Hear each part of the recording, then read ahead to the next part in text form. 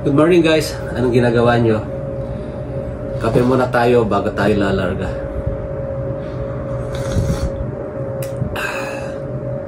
So, third nights natin. 2 nights na lang guys, tapos ng bakasyon. Back to the reality na naman guys. Sarap gumising na walang alarm clock na gumigising sa'yo. Yung basta magigising ka na lang kasi okay na yung tulog mo gano'n.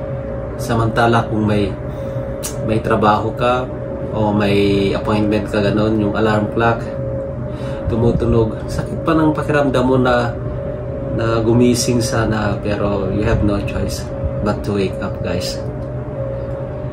So nai-stress tuloy ang mga tao, lalo na pag Monday. Kasi alam nyo na, the whole week na naman na ganyan ang gagawin natin. Pero next week, balik na tayo sa reality ulit. Pero sa ngayon, enjoy muna natin, no? Pasyal tayo ulit mamaya guys. Ingat kayo. Bye.